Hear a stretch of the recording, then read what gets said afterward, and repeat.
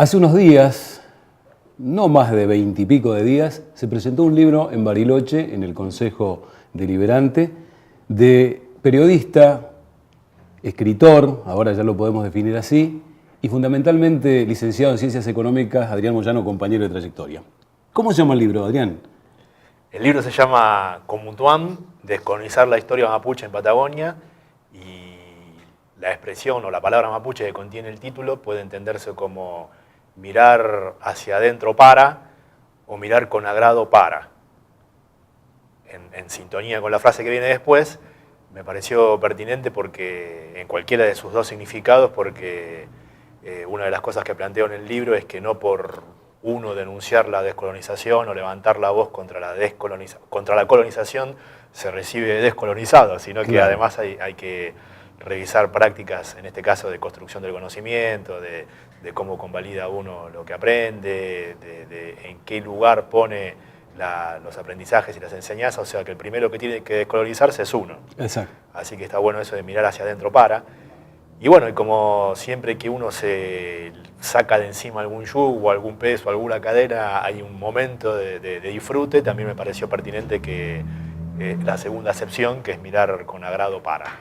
Yo obviamente podía haber leído, ¿no? Pero habían dos cuestiones. Una, me parecía oportuna la definición que acaba de hacer Adrián, y por otro lado, sé que él desde hace mucho tiempo, con su primer libro, Crónica de la Resistencia Mapuche, y además su trabajo como periodista, ha tenido una inserción dentro de todos los movimientos que aquí están reivindicando la pertenencia al pueblo mapuche, y por supuesto la pronunciación es importante. Por eso dije cómo se llama el libro, ¿no? Por no poder leerlo, ¿no?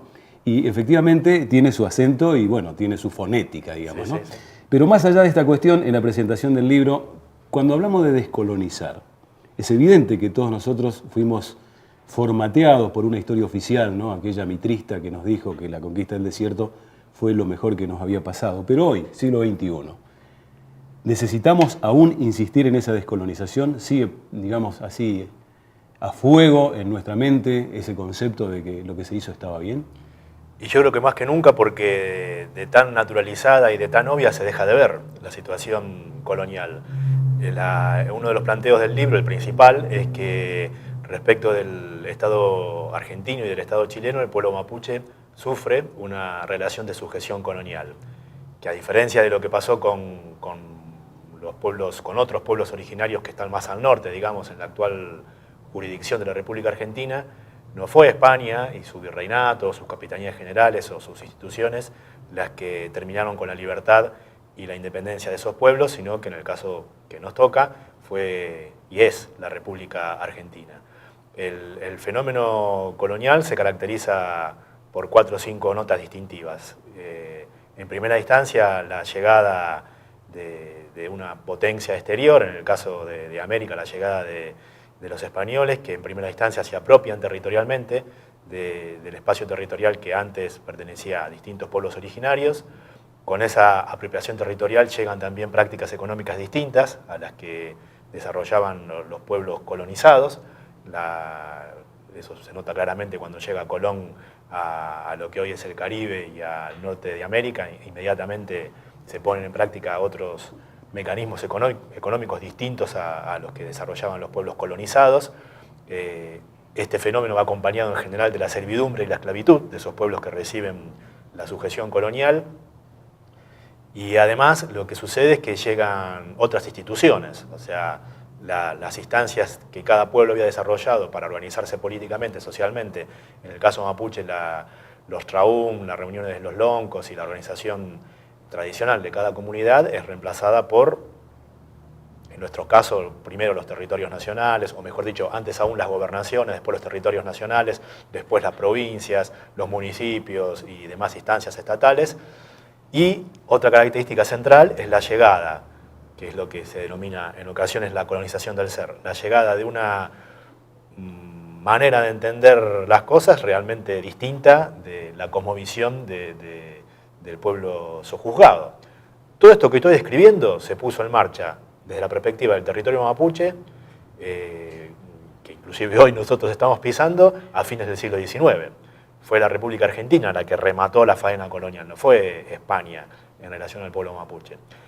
Y si te detenés a analizar lo que acabo de decir, todas las prácticas que enumeré se reproducen en la actualidad. Claro. Y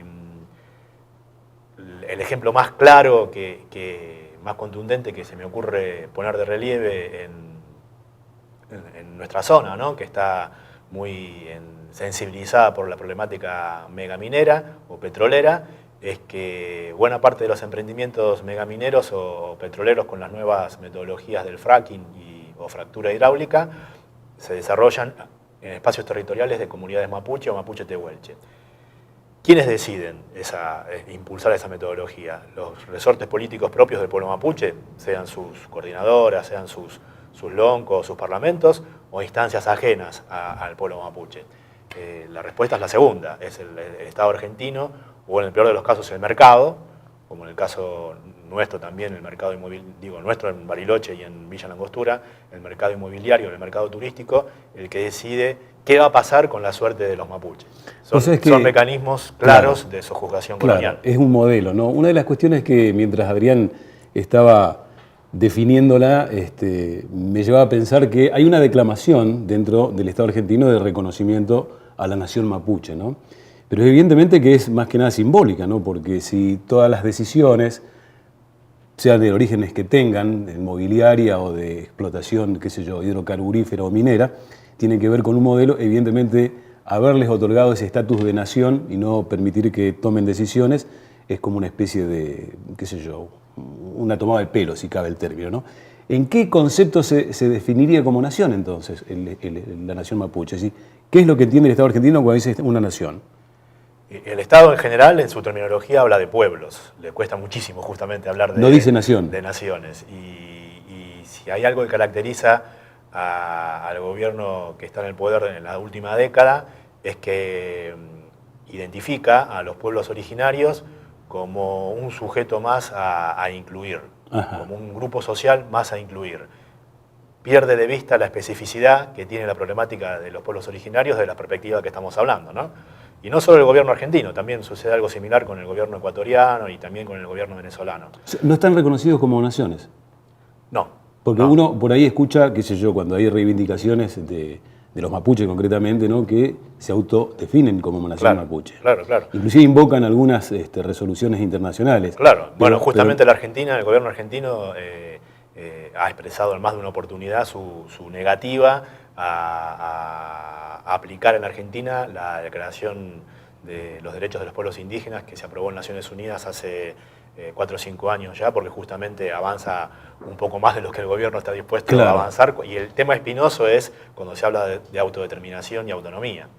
O sea, el hecho central del hecho del fenómeno colonial es que pueblos que antes del proceso gozaban o disfrutaban de su autodeterminación y su autoautonomía, lo pierden.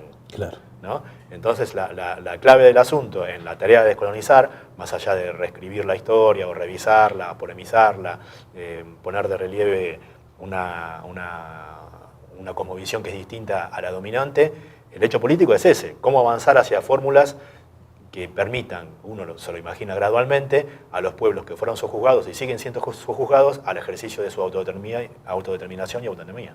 Te propongo un corte, Adrián, y cuando volvamos dejo planteada una pregunta que aquí en la región tiene defensores, adeptos y fundamentalistas, ¿no? De que en realidad el pueblo mapuche es de Chile, ¿no? Que han venido desde allá y han colonizado tierras argentinas. Y la otra cuestión que me parece importante es que detrás de toda esta gran pulseada, digamos, reivindicativa, está la posesión de la tierra. Vamos a un corte y volvemos.